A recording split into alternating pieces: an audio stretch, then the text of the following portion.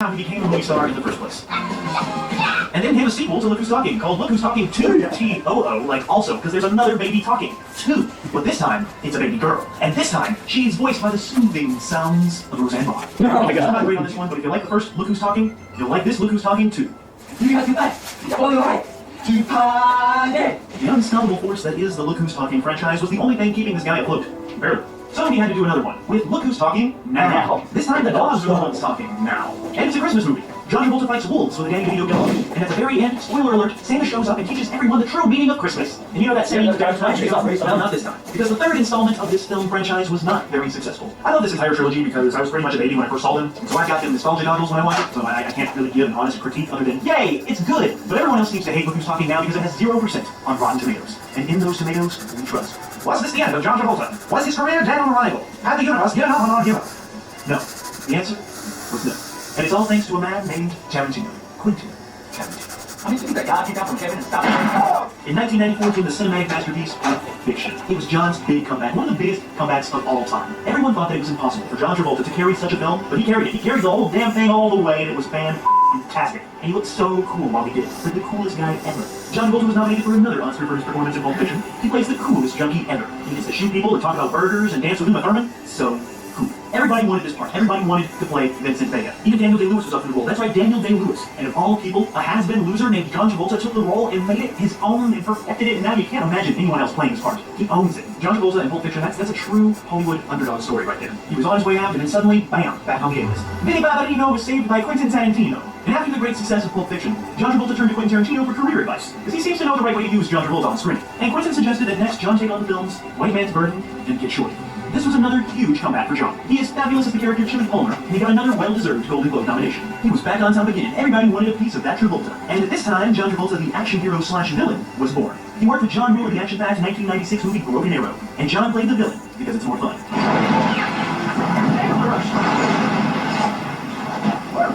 And that same year brought us the films Phenomenon and Michael. In both of these movies, he plays magical, charming characters blessed with a heavenly touch. One being a man with new, mysterious, phenomenal powers in Phenomenon, and the other is an angel who dances and smokes and does other sinful things. These films did not do very well with critics, but my mom likes them, so there's that. And then John Travolta blew all of our faces off with Face Off.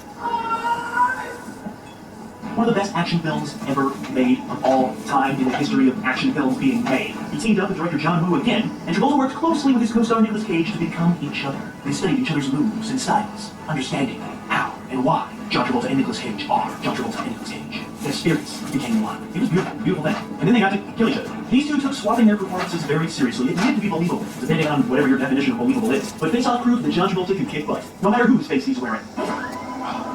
Now he asked for $20 million paychecks, and that's exactly what he did for his next film. The movie was Mad City, which was not as successful as everyone had hoped. He also did the film She's So Lovely. It was alright, but he kept his winning streak up with the hilarious political comedy Primary Colors, where he plays a sex-hungry politician from Arkansas who is not, I repeat, is not Bill Clinton. He is perfect at being not Bill Clinton. He got another Golden Globe nomination. Well deserved. John is great in this one, and it can be enjoyed by anyone from any political party. And this is not just a cheap impression. No, John really creates an in-depth, troubled, mysterious character in Primary Colors. Check it out.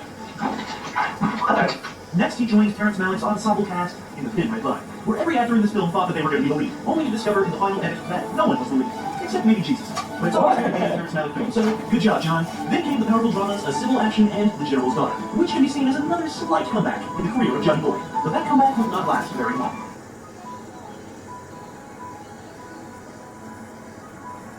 In the year 2000, John Travolta flew his multi-million-dollar spacecraft a little too close to the sun, and it crashed and burned, and it was called Battlefield Earth. This is one of the worst, and I do mean the worst films ever made. Look at any list of bad movies, this one is always on it. Travolta produced and starred in this bizarre mess of a movie which was based on Scientology founder L. Ron Hubbard's epic sci-fi novel. It features ridiculous makeup, a stupid voice, and a lame story, and dumb action. Everything in this is horrible. It's not cool. That's one of the few times when John Travolta was not cool. This film is so bad that it single-handedly overnight ruined John's good name. What was left of it? Having John Travolta's name on your movie poster was no longer a good thing. Example, his next film, Lucky Numbers, nobody saw. Nobody in the entire world, in the entire universe, saw this movie. But people in the universe did watch Swordfish in the year 2001. I haven't seen this movie since it came out, but it was cool when I saw it in the year 2001. Then there was Domestic Disturbance, which has its moments, but audiences didn't really care for this one. And a hilarious cameo in Austin Powers' Gold Member. Hey, assholes! I have tried my absolute and I can't for what? And even though the hits were not coming in, he was still charging $20 million a movie. And And that made many studios hold off on hiring John. This quite possibly definitely hurt his career. Because of his price, he was down on many potential comebacks. But he was still able to get work, like the military drama Basic, and the firefighter drama Ladder 49, which did pretty well at the box office. Then John Travolta did the comic book movie thing with The Punisher. No, not that Punisher. No, not that one. No, not that one either. Yes, that Punisher. This was a Marvel movie before Marvel movies were Marvel movies. And once again, John played a bad guy because fun. Even though it was harshly and violently punished by the critics. In 2004 came the film A Love Song for Bobby Ball. It was a smaller art film, and he did it because he loved the script, and he could really relate to this down-and-out character. John Travolta is very proud of bringing this complex character to life on screen. This is one of his artsy-fartsy passion projects. Not everybody loved it, but John Travolta loved it, and that's all that matters. Hashtag art. Then there was Be Cool. It was a sequel to Get Shorty 10 years later, and he got to dance with Uma Thurman again. That was nice to see. John Travolta got to be cool in Be Cool.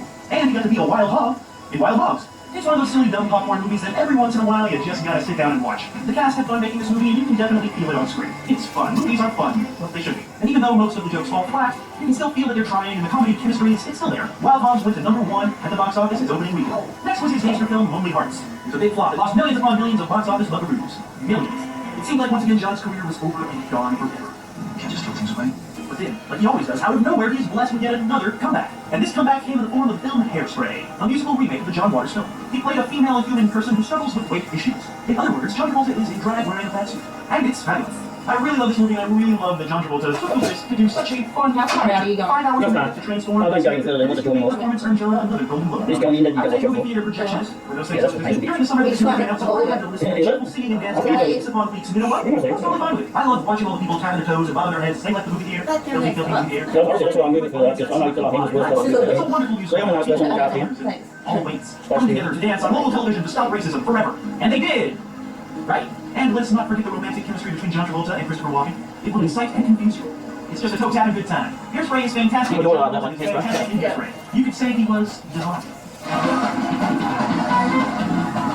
Then he did the Disney voice thing with Bolt, where he played an animated dog with Hannah Montana. What? Really? Absolutely ridiculous. You can say that again. And of course, I want these WTF videos to be fun. But when you examine the life of a real-life human being, you find that life is not always fun. Yep, agreed. Sometimes sad things happen. In 2009, tragedy struck the This one guy. when John's 16-year-old son Oh. when John was lost.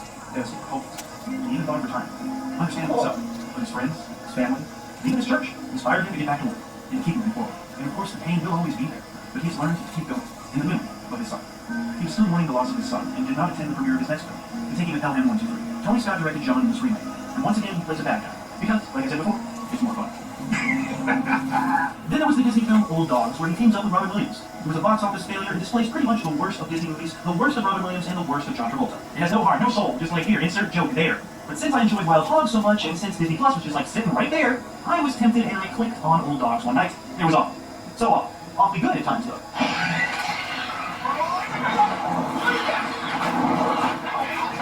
2010 brought us the film From Paris with Love, another fun bad guy, but this time, he's bald.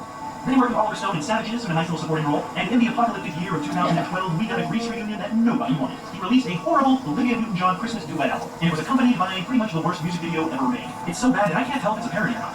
Is this a parody? I don't know.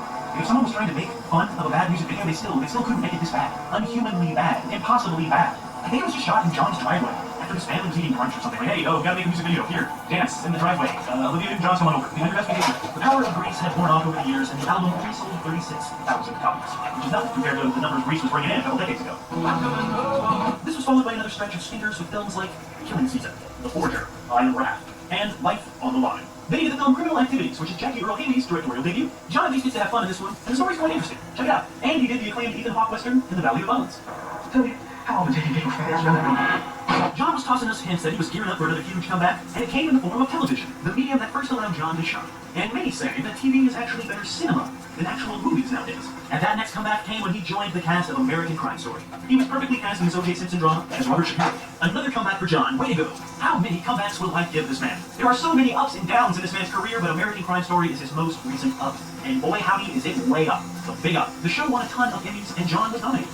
This show showed the world that there were still amazing roles out there for John Travolta. Roles that fit nice and snug. And he just needs to find those, like Then came one of the worst John Travolta missteps of his entire career. The film was called Gotti. John Travolta played the gangster, Gotti. Not only the real mafia was involved in making this one, but I better not say too much because I ain't no rat.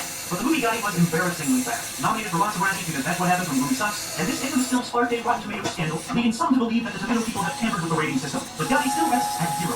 Yet another series of cinematic failures followed with the films Speed Kills, Trading Paint, and The Poison Rose. All 0%ers on Rotten Tomatoes, which totally hampers with our ratings. But don't believe it. This is life. Then you get a film produced by Redbox called The Fanatic. It won Worst Actor at the Razzies, and this film is directed by Limp Bizkit's own Fred Durst. Because that's what you do when your career is headed for a kamikaze nosedive. You team up with Limp Bizkit in the year 2020. He plays a bizarre, disturbed, mentally ill man named Moose, who was obsessed with dead and saw love that I named Moose. And to top it all off, The Fanatic was the worst box office opening of John's entire career. This movie feels like Fred Durst just turned on the camera and said, hey, John Travolta, act crazy. And John Travolta did that. I'm a failure. I would say this Bizkit movie is very, very limited. The Fanatic is pretty much a career killer. So actually, Gotti is the career killer, and The Fanatic is taking on the rotting horse. Get out! Watch out! Watch out! Here's the movie. But it was not just horrible movies that took down the great Travolta. Many believe that his controversial beliefs could have played a part in his decline. Some people really care and